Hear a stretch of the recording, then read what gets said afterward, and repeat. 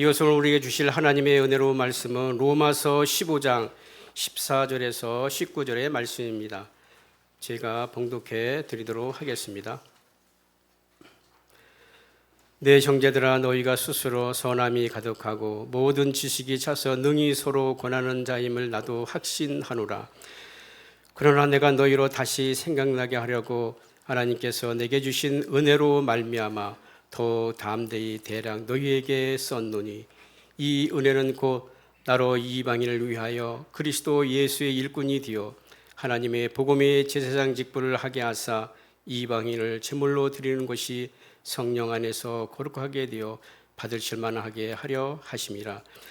그러므로 내가 그리스도 예수 안에서 하나님의 일에 대하여 자랑하는 것이 있거니와, 그리스도께서 이방인들을 순종하게 하기 위하여 나를 통하여 역사하신 것 이외에는 내가 감히 말하지 아니하노라. 그 일을 말과 행위로, 표적과 기사의 능력으로, 성령의 능력으로 이루어졌으며, 그리하여 내가 예루살렘으로부터 두루 행하여 이르는 곳까지 그리스도의 복음을 편만하게 전하노라. 아멘. 이제 우리 윤영욱 목사님 나오셔서 하나님의 일이라는 제목으로 이제 말씀 선포하실 때 큰 은혜와 축복의 시간 되시기를 바랍니다.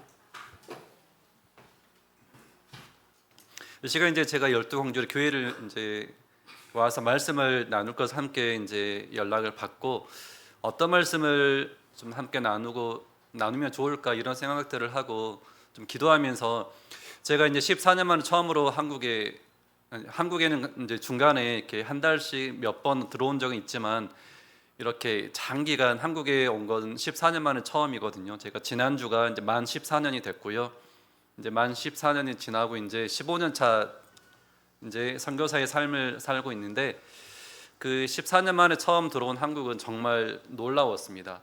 일단 먼저는 한국에 너무 많은 변화들이 있었고, 또한 작년에 한국에 좀 정치적으로 많이 어렵지 않았습니까? 그런 정치적인 어려움이 교회 가운데도 많이 좀 나뉘어져 있는 것을 볼 수가 있었습니다. 그런 것들이 지금 한국을 떠나서 선교지에서 살고 있는 저에게는 그냥 한국은 저의 고향이고, 또한 저에게 많은 기도를 해주는 그러한 좋은 곳을만 기억을 하고 있었는데, 한국에 와서 한국 교회를 몇 군데 가면서 느꼈던 것들은 정말 이제는 기도가 필요한 나라가 됐고, 또한 선교지보다 더 선교지 같은 한국 교회의 모습이 참으로 안타까웠습니다. 근데 이런 것들을 보면서 이제 로마서를 다시 아내랑 같이 읽어가고 있는 중에, 한국 교회에서 다시 이제 저희 가정에 불러주시고 말씀을 나눌 기회가 있으면 이 로마서를 좀 나누고 싶다라는 마음을 갖게 됐습니다. 그래서 오늘은 로마서 말씀을 좀 함께 나누고 싶은데요.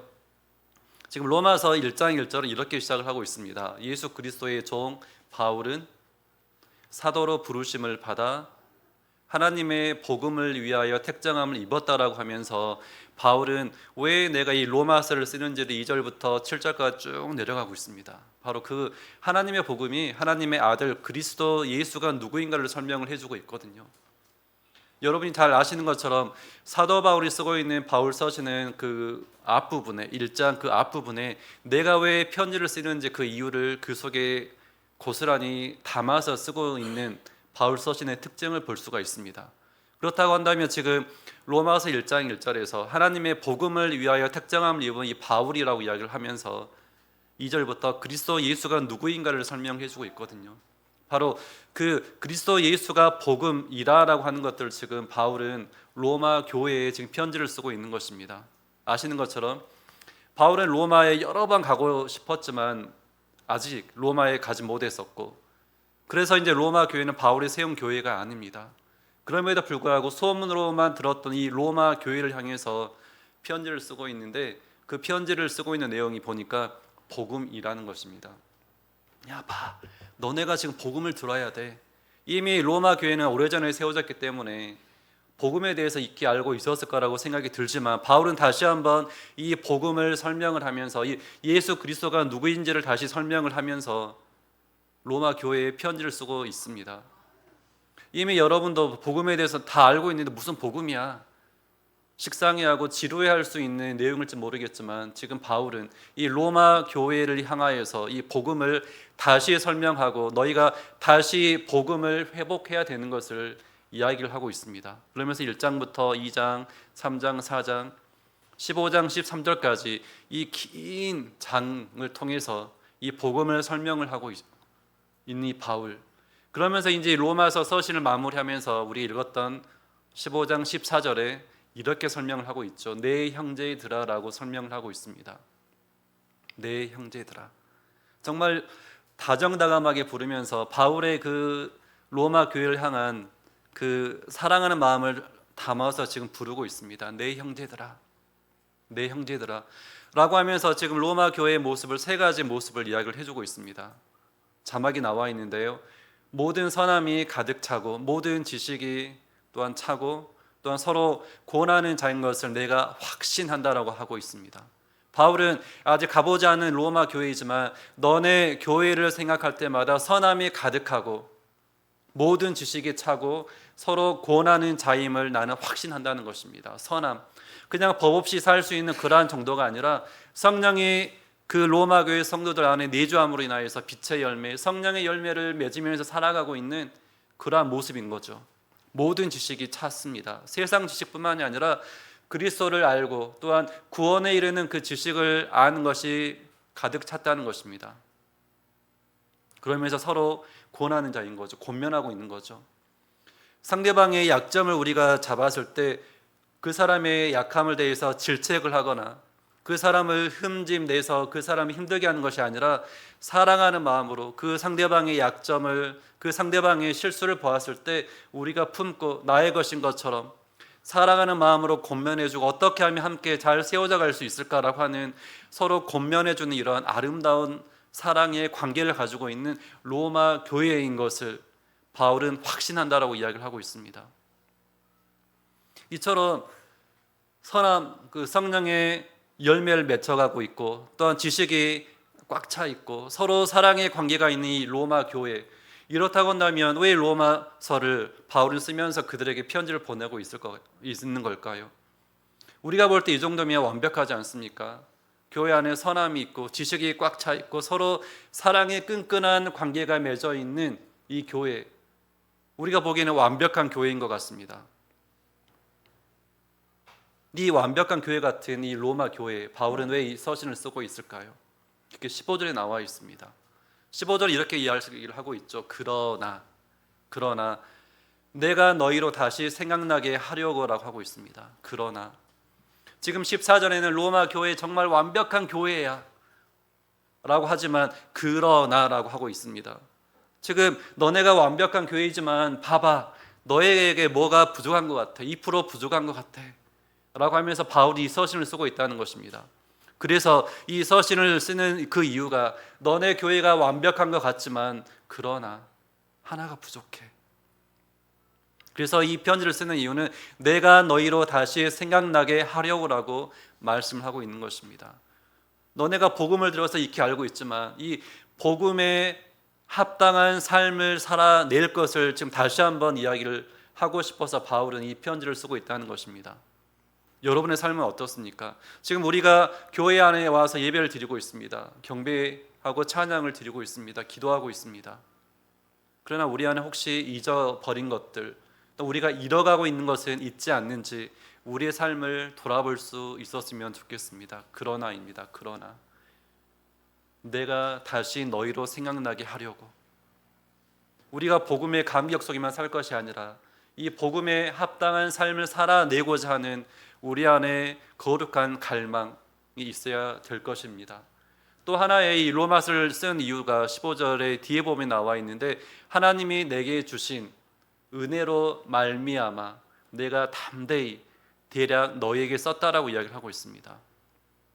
하나님이 내게 주신 은혜, 하나님의 바울에게 주신 그 은혜 때문에 지금 바울은 이 로마서를, 이 복음에 대해서 길게 쓰고 있다는 것입니다.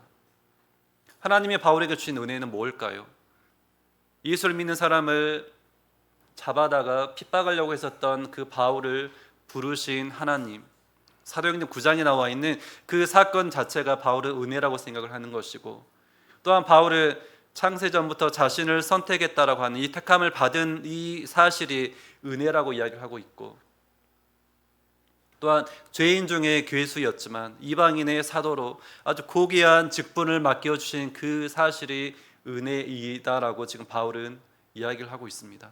그러면서 이 은혜 때문에 바울은 지금 이 로마서를 쓰고 있다라고 이야기를 하고 있거든요.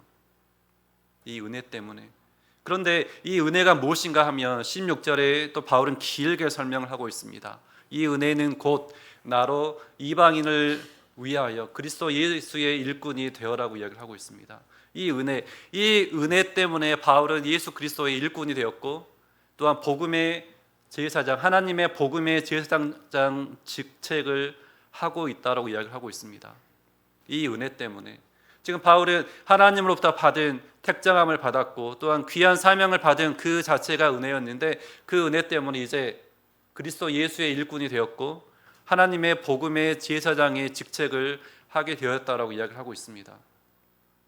그러나 여기서 저는 한 가지 놀라웠던 것은 이겁니다. 이 은혜가 생각할 때는 저는 바울을 위함이고 또한 저를 위함인 줄 알았습니다.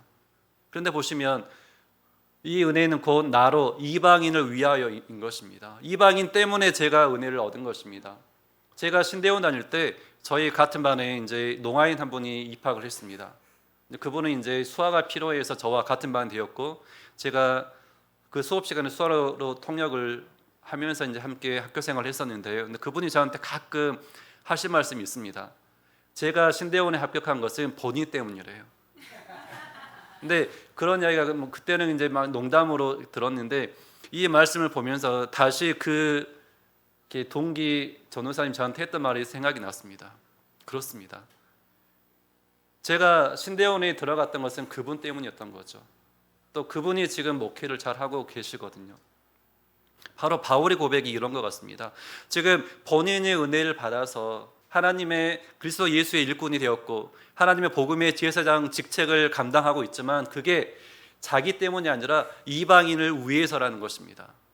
그래서 그 이방인, 수많은 이방인들을 데려다가 성령으로 거룩하게 하고 하나님이 받으실 만한 제물로 만드는 그 고귀한 사명 때문에 바울은 은혜를 받았고, 또 그 은혜 때문에 지금 그리스도 예수의 일꾼이 되어졌고 하나님의 복음의 제사장 직책을 감당을 하고 있다라고 바울은 이야기를 하고 있습니다.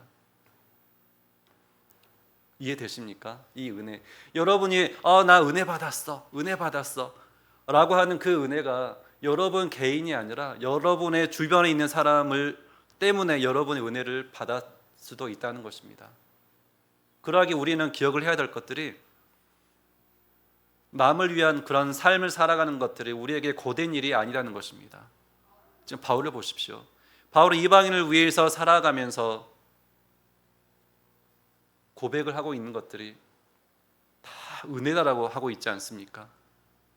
그리고 이방인을 만나고 이방인을 하나님께 드릴 만한 그 제물로 드리는 그 모습 자체가 바울에게는 불쾌하거나 힘든 일이 아니라, 고된 일이 아니라 기쁨으로 감당하고 있는 이러한 바울의 모습, 이것은 이 은혜를 받은 사실이 내가 수혜자가 아니라 공급자가 되고 전달자가 된다 할지라도 이건 하나님의 은혜를 누리는 과정이기 때문에 나는 기뻐할 수 있다라고 지금 바울은 생각을 하고 있는 것 같습니다. 여러분이 또 예배 끝나고 모르겠습니다. 저한테 와서 은혜 받았습니다 라고 할지 모르겠는데요, 그 은혜라고 하는 단어를 쓰시기 전에 이 은혜는 나를 위함이 아니다는 것입니다. 내가 받았 은혜를 있다고 한다면 이 은혜를 흘려보냈는데, 바로 흘려보내는 그 사람 때문에 하나님이 이 순간 저와 여러분에게 은혜를 주실지 모르겠습니다. 우리가 감당해야 될 그 부분, 내가 진정으로 은혜를 받았다고 한다면 그리스도 예수의 일꾼이 되어져서 하나님의 복음의 제사장 직책을 잘 감당하는 것입니다. 그것은 우리 주변에 있는 이웃을 향한 우리의 마음인 것이고, 또한 12광주리 교회를 스쳐갔던 사람들을 향한 그 마음일 수도 있는 것이고, 또한 이 수원 지역에 살고 있는 그 수많은 영혼들을 향한 우리의 마음이 되어야 된다고 생각을 합니다. 그래서 여러분의 이러한 신분, 그리스도 예수의 뭐죠? 그리스도 예수의 일꾼 되어져서 하나님의 복음의 뭐죠? 제사장이라는 직책을 우리가 잘 감당해야 된다는 것입니다. 우리가 은혜 받은 사람이라고 한다면. 그래서 보십시오. 바울은 이렇게 이 은혜, 하나님으로부터 택정함을 받았고 이방인의 사도로 부르심을 받은 이 사실이 나에게 은혜인데, 근데 보니까 이 은혜는 나를 위함이 아니라 이방인을 위한 거라고 이야기를 하고 있습니다. 그래서 17절에 또 이렇게 고백을 하고 있는데요, 그러므로라고 하고 있습니다. 그러므로 내가 그리스도 예수 안에서 하나님의 일을 자랑하는 것이 이거니여라고 하고 있습니다. 그러므로 이 그러므로 의미가 무엇입니까? 앞에 있는 내용을 다시 정리하는 거 아닙니까? 결론을 내리고 있는 거 아닙니까? 이 은혜 때문에 내가 하고 있는 이 일들이 있는데, 그래서 그러므로 나는 나를 자랑하는 것이 아니라 그리스도 예수 안에서 하나님의 일을 자랑한다라고 이야기하고 있습니다. 보십시오. 바울이 이 자랑이라고 하는 단어를 가끔 쓰기도 합니다. 그러나 바울의 자랑을 찾아보면 자신의 잘남, 자신의 학벌, 자신의 문벌 좀, 자신의 집안의 백그라운드를 자랑한 적은 없습니다. 오히려 갈라디아서 6장 14절에 보면 예수 그리스도 십자가만을 자랑하겠다라고 고백을 하고 있고요. 또한 고린도후서 11장 30절에 보면 내가 부득불 자랑할진대 나의 약함을 자랑하겠다라고 하고 있습니다. 본인이 자랑할 기회가 있으면 하나님이 나에게 주신 그 약함을 자랑하겠다고 이야기를 하거든요. 그 약함이 뭐냐면 그 앞절에 보시면 40에 하나 감하는 태형을 3번 맞은 것들, 물에 빠져 죽을 뻔한 것들, 목말라 죽을 뻔했던 것들, 돌에 맞아 또한 독사에 물리고 여러 가지 그 당했던 어려움들이 본인에게는 자랑이라는 것입니다. 사람들의 손가락질을 받았던 것들이 바울에게는 이게 자랑이라는 것입니다. 왜? 하나님의 일꾼으로, 그리스도 예수의 일꾼으로 하나님의 복음의 제사장으로 사역을 감당하면서 겪었던 그 시간들 속에 당했던 어려움들이 었기 때문에 바울은 그것이 나의 약함이지만 나의 자랑이다라고 이야기를 할 수 있는 것입니다. 그 시간, 그리스도 예수의 일꾼으로 복음의 제사장으로 감당했던 그 시간들이 때로는 우리가 볼 때는 고난이고 핍박이라 할지라도 바울 편에서는 하나님과 함께한 증거이고 증표이고 또 훈장이기 때문에 바울에게는 그게 그 약함이 본인의 자랑이었다라고 고백을 하고 있습니다. 그러면서 바울은 이 그리스도 예수 안에서 하나님의 일을 자랑하겠다고 하고 있는데요, 그 하나님의 일이 18절에 나오거든요.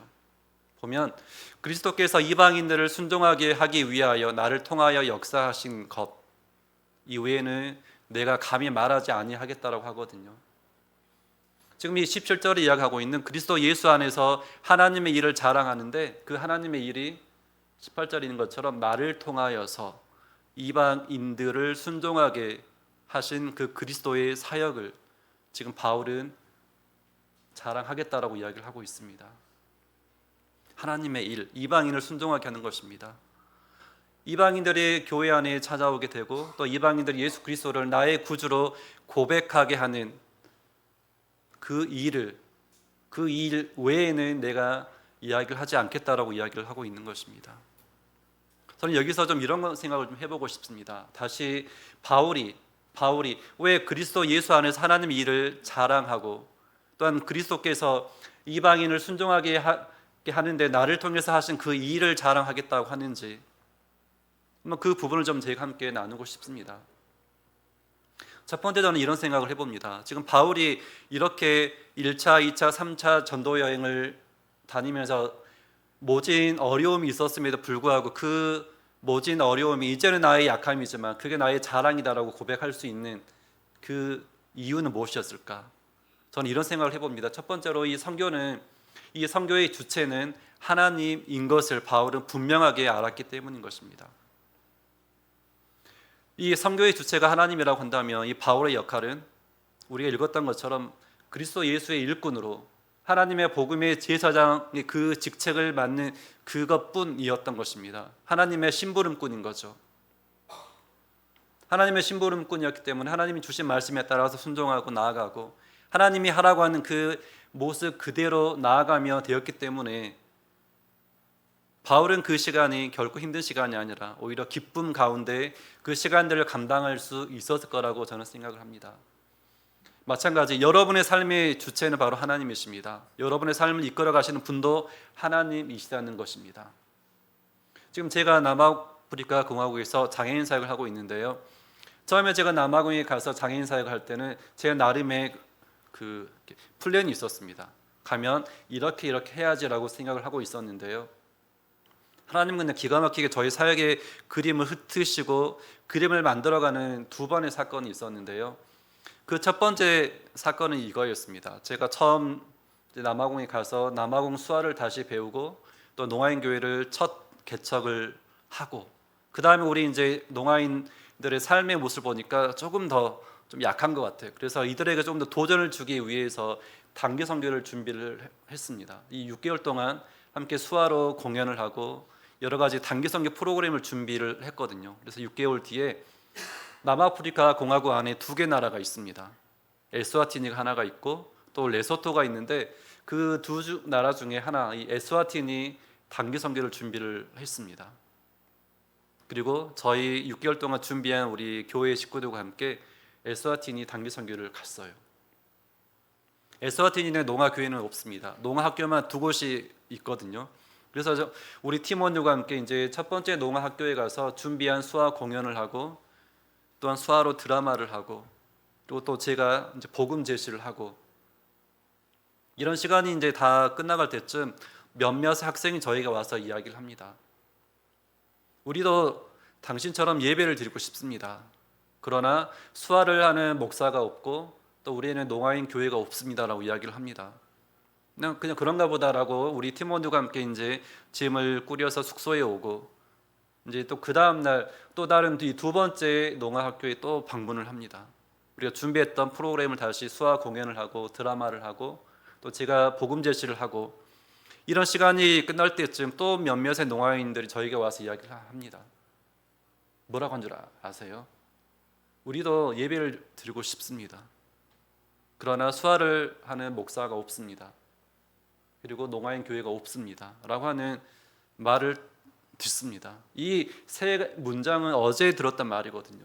근데 똑같은 말을 하나님이 또 듣게 하셨어요. 저는 이 6개월의 단기 선교를 준비했던 것은 저를 위함이 아니라 저희 교회 성도들을 훈련시키기 위해서 준비를 했었지만 하나님의 계획은 우리 성도들이 아니라 제가 더 큰 문제의 덩어리였던 것입니다. 그래서 저의 생각을 바꿔주기 위해서 저의 사역의 그림을 바꿔가기 위해서 저에게 그러한 마음의 도전을 주셨습니다. 그래서 남아공이 다시 들어오고 하나님 이틀 연속 똑같은 말을 들었던 게 무엇입니까? 라고 저는 기도할 수밖에 없었습니다. 한참 기도하고 있을 때 하나님이 그런 마음의 감동을 주셨습니다. 너가 하라고, 너가 가라고. 그래서 그때 그 말씀에 순종해서 우리 에스와티니에 있는 농아인을 불러서 다시 말씀을 가르치고 또 제가 에스와티니 들어가서 말씀을 가르치고 이런 시간이 3년 정도 됐을 때 이 에스와티니에도 첫 번째 농아인 교회를 세우게 되거든요. 이처럼 제가 생각했던 것이 남아프리카 공화국만 생각을 했었지만 하나님은 그런 그림이 아니었던 것입니다. 그래서 그런 에스와티니 단기 선교를 통하여서 남아공뿐만이 아니라 이 남부아프리카에 있는 농아인들을 품게 하시고 또한 장애인들을 위해서 사역을 할 수 있도록 저의 마음에 도전을 주셨고 그 길을 열어가셨던 하나님이십니다. 또 하나의 사건은 참 저희 가장 힘든 시간이었었는데 제가 남아프리카 공화국에서 사역을 하면서 한 번은 납치를 당했었고 그 다음에 이제 2년여 전에는 이렇게 예배를 드리고 있었는데요. 저 예배당 문이 열리면서 3인조 곤충 강도가 예배당을 들어오게 됩니다. 예배 중이었었는데 그래서 이제 저를 이제 그 볼모로 잡아가지고 제가 가지고 있었던 이제 차키 봉고차 키를 가져가고 또한 지갑과 제가 가지고 있는 모든 소지품을 다 가져갔습니다. 물론 몸에 해함은 하나도 없었죠. 근데 그런 시간들 굉장히 힘들었습니다. 그 사건을 겪고 나서 이제 아내와 함께 어떻게 집에 오게 됐고 그래서 이제 한 몇 달 칩거를 했습니다. 밖에 못 나갔습니다. 너무 그 충격이 컸었기 때문에. 근데 이제 그런 시간들이 지나가면서 아내와 함께 그 사건을 다시 한번 우리가 이제 생각을 하고 함께 나누면서 들었던 생각은 이거였습니다. 하나님이 그 사건들이 있었지만 저희에게 남아공을 떠날 마음을 주지는 않으셨습니다. 그 강도들이 그 힘든 시간이 있었지만 그들이 우리가 가지고 있는 그 소유는 뺏어갔지만 남아프리카 공화국을 향한 그 마음은 그들이 가져가지 않았더라고요.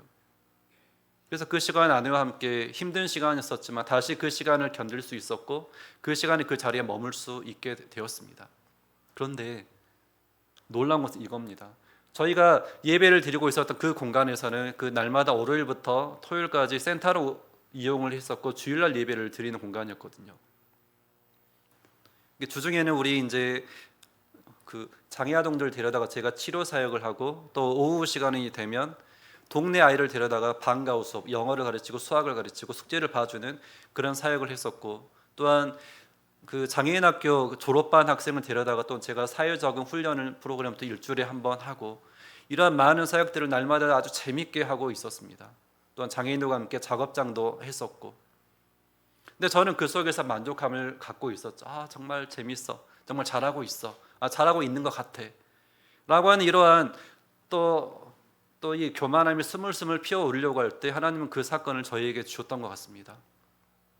그래서 그 사건 때문에 제가 이제 마음이 몇 달 지나고 마음이 좀 정리가 돼서 다시 이제 센터가 있고 또 예배를 드렸던 그 공간에 들어갔는데 또 몇 번의 또 그런 안 좋은 일들이 생기면서 더 이상 그곳에 들어갈 수 없는 상황이 됐습니다.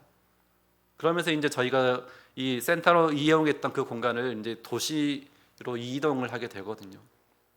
물론 월세를 많이 내야 되고 그렇지만 이제 보안이 너무 철저하게 되어 있었기 때문에 그 생명의 위협을 느끼지 않아도 되는 그런 공간, 또 장애인들이 편하게 이용할 수 있는 편의 시설이 잘 되어 있는 그곳으로 이전을 하게 되거든요. 그런데 그 이전에 센터에서 우리가 장애인들과 아무리 물건을 만들어도 잘 판매가 안 되고 판로가 개척이 안 됐었는데 우리 작업장도 이 도시로 옮기면서 판로가 활짝 열리는 그런 경험을 하게 되거든요. 하나님 이렇게 일하시는 것 같습니다. 또 보면 이 교회에서 예배를 드리고 있었는데 이 예배에서 물론 예배는 주일날 예배를 계속 이제 회복돼서 드리고는 있지만 그 사고 이후에 하나님은 또 다른 지역에 방문하게 하고 그 지역에서 농아인들 만나게 하시고 또 함께 기도 모임을 하면서 교회를 세 번째, 네 번째 교회를 세우게 하시거든요. 그 이전에 센터에서 만족해하고 잘하고 있는 것 같아 라고 하는 그 교만함이 스물스물 피어오르는 그 순간 하나님은 정말 감당하기 힘든 시간이었음에도 불구하고 그 사건을 통하여 하나님 또 이렇게 사역의 그림들을 바꿔나가시는 하나님이신 것을 보게 하십니다. 어쩌면 여러분의 삶 가운데 힘든 순간을 겪고 있을지 모르겠습니다. 그러나 그 시간에는 저는 이런 그림을 그려봅니다. 한쪽에는 헌신이라고 하는 추, 한쪽에는 어려움이라고 하는 추를 놓고 싶습니다. 여러분이 헌신이 좀 떨어져 갈 때 이런 고난의 추가 올라가지 않습니까? 그 어려운 시간을 주셔서 다시 이 둘의 균형을 맞춰 가시는, 이 밸런스를 맞춰 가시는 바로 그분이 누구일까요? 하나님이십니다. 그래서 하나님은 우리에게 때로는 그런 어려운 시간을 통하여서 너 한번 당해봐라가 아니라 우리를 정말 사랑해서 정말 안타까운 마음으로 다시 우리가 그 헌신의 자리로 나올 수 있도록 고난의 추를 높이셔서 우리를 밸런스를 맞춰 가시는 그 하나님이십니다. 바로 그 하나님이 우리의 선교의 주인이 되시고 우리의 삶의 주인이 되신다는 것입니다. 그러나 보십시오. 우리 하나님은 이렇게 선교의 주인이 되셔서 우리 삶 가운데 일을 하시는데 어떻게 일을 하시냐면 우리가 18절 뒤에 보면 그 일은 말과 행위로 또한 19절 보면 표적과 기사로 그리고 성령의 능력으로 이루어졌다라고 이야기를 하고 있습니다. 하나님이 여러분의 삶 가운데 행하실 때도 마찬가지입니다. 먼저 저희 남한국 땅에서 하나님은 이렇게 놀랍게 일을 진행해 가고 계시거든요. 부족한절을 사용하시는데 여러 가지 그러한 어려운 시간들 통해서 자꾸 사역의 방향을 흩으시고 또한 새로운 길을 여시고 새로운 데로 이끌어 가시는 그 하나님께서 때로는 필요할 때 저의 말과 행위를 통하여서 또 때로는 표적과 기사를 통하여서 그리고 가장 중요한 성령의 능력으로 그 일들을 행하신다는 것입니다. 보면 제가 하고 있는 사역 가운데 우리 장애아동 치료 사역이 있는데요. 지금 이제 장애아동 중에 그 태어날 때 수도증, 머리에 물이 차 있는 아이로 태어나서 물을 다 뽑아내긴 했지만 이미 물로 인해서 그 신경이 다 눌려서 회복이 불가능한 이 아이는 6년째 누워만 있어야 됐고 말도 못하고 신변처리 안 되고 음식도 입으로 씹을 수가 없기 때문에 위에 관을 꼽아가지고 튜브로 영양분을 투여해서 이 친구는 살아가야 되는 친구였습니다. 근데 이 친구가 이제 6살 때 저를 만나게 되는데요. 제가 치료사는 아닙니다. 그냥 목사이고 선교사이고 뭐 이런 정도. 그냥 한국에 있으면서 장애인 사역을 하면서 어깨 너머로 그냥 치료사가 어떻게 하는지만 보아왔던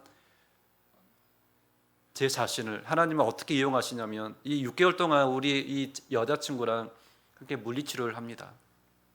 함께 몸을 만지고 치료하고 기도하고 또 집에 가서 이제 어머니한테 숙제를 내주죠. 어머니 집에 가서 이제 또 요렇게 하시고 내일 데리고 오시라고 이렇게 하는 시간이 이 6개월 정도 지났을 때 이 친구가 처음으로 자리에 앉습니다. 제가 한 거 아니죠. 성령께서 필요할 때는 이렇게 표적과 기사를 행하여서 이 성령의 능력으로 하시는 그 일을 통하여서 하나님은 그리스도 예수 안에서 하나님의 일을 하신다는 것입니다. 그래서 그 일로 인하여서 그 어머니가 교회에 나오게 되거든요. 정말 감사하다라고 하면서 교회에 나가서 예배를 드리고 하나님을 찬양하는 그 모습, 바로 그 사건을 위해서 하나님은 또한 그 아이의 그런 일들을 통하여서 일을 하시는 하나님인 것을 보게 됩니다. 우리 기억하십시다.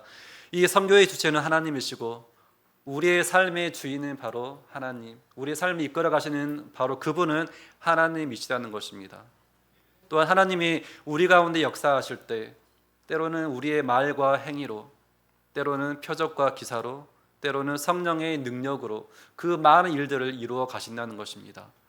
그렇다고 하면 우리가 살아갈 때 우리의 말과 행위 어떠해야 되겠습니까? 뒤에서 뒷담화를 까고 또한 다른 사람에 대해서 험담을 하고 이런 것들이 아닌 것 같습니다. 우리의 말과 행위는 늘 우리 앞에 있는 이 사람에게 도전이 되어지고 또 그 사람이 우리를 볼 때 참 다르다, 그리스도인답다라고 하는 이러한 고백을 들을 수 있는 그런 삶이 되어야 되지 않을까요? 그래서 우리 이 시간 이 선교의 주인 되시는 예수 그리스도를 분명하게 우리가 고백하고 또 우리의 삶 가운데 필요하다고 한다면 우리의 말과 행위를 통하여서 표적과 기사를 통하여서 성령의 능력으로 많은 사람들이 예수를 믿도록 하는 이 이방인을 순종케 하는 그 일에 우리가 귀하게 쓰임 받아야 된다고 생각을 합니다. 그 다음에 또 바울이 지금 이야기하고 있는 것은 나의 자랑은 내가 아니라 바로 하나님, 바로 그분이 우리의 자랑인 것이기 때문에 바울은 자랑한다라고 고백을 하고 있습니다. 우리의 삶 가운데 절대로 내가 주인이 아니라 내가 자랑의 원인이 아니라 하나님이 우리 가운데 행하신 그 일로 인하여서 우리가 감사하고 자랑하고 증거하며 살아갈 수 있는 우리의 삶이 되어졌으면 좋겠습니다. 지금 저희가 하고 있는 사역 가운데 이제 농아인 교회를 계속 개척해 가고 있습니다.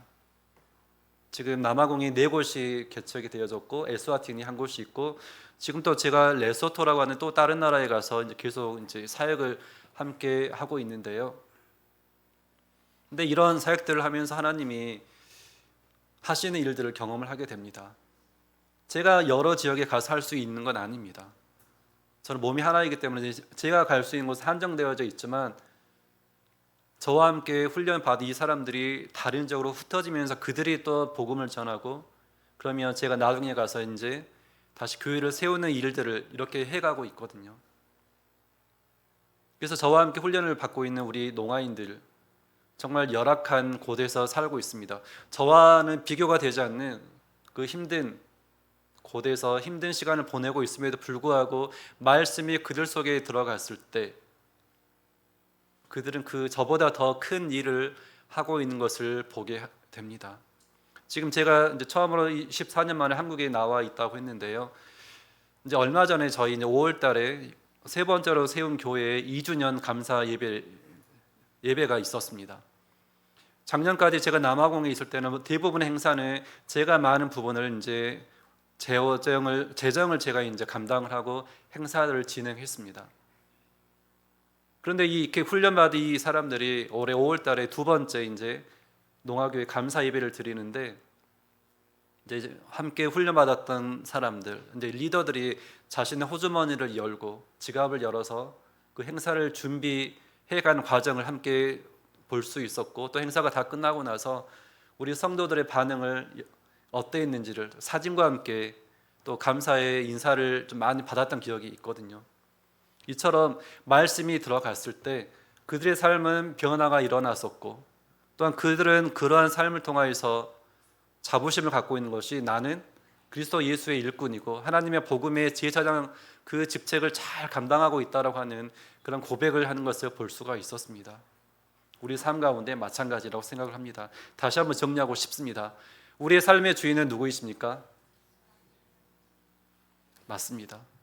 바로 그 분명한 사실을 우리가 기억하면서 나는 단지 그리스도 예수의 일꾼으로, 나는 심부름꾼으로 살아가고 있음을 고백하며 늘 살아갈 수 있는 저와 여러분의 삶이 되시기를 주님의 이름으로 부탁드립니다. 우리 시간 함께 기도하고 싶습니다. 하나님이 우리에게 맡겨주신 그리스도 예수의 일꾼인이 되어져서 하나님의 복음의 제사장 직분을 잘 감당해 나갈 수 있기를 원합니다. 왜냐하면 바로 이러한 우리의 모습을 통하여서 그리스도 예수 안에서 하나님의 일이 이루어지기 때문입니다. 우리 시간 하나님께서 우리를 통하여서 일하실 수 있도록, 우리가 이 일을 잘 감당할 수 있도록 하나님 우리에게 힘을 주시고, 우리에게 불평불만이 아니라 기쁨으로 이 복음의 제사장 직분을 잘 감당할 수 있는 힘과 담대함을 달라고 우리 함께 기도하시겠습니다. 하나님, 이 시간 사도 바울이 로마 교회를 향하여서 이야기하고 있는 우리가 왜 복음을 다시 들어야 되는지를 우리의 삶 속에 적용하기를 원합니다. 우리가 알고 있는 이 복음, 우리가 들어서 알고 있는 하나님의 일에 대해서 우리의 삶을 통하여서 증거하며 나아갈 수 있기를 원합니다. 때로는 우리의 말과 행위를 통하여서, 때로는 표적과 기사를 통하여서 성령의 능력으로 이루어질 그 일들을 우리를 통하여서 행하여 주시옵소서. 우리가 먼저 분명한 그리스도 예수의 일꾼이다라고 하는 자부심을 가지고 살아갈 수 있도록 도와주옵소서. 또한 복음의 제사장으로 많은 믿지 않는 영혼들을 우리가 마음에 품고 그들이 성령으로 거룩하여지고 하나님이 받으실 만한 거룩한 제물로 산 제사 드리는 그 고귀한 일에 우리를 마음껏 사용하여 주시옵소서. 하나님, 우리 삶의 주인이 바로 하나님이심을 늘 고백하며 살아갈 수 있는 12광주리 교회 성도들이 다 될 수 있도록 인도하여 주시옵소서. 예수님 이름으로 기도드립니다. 아멘.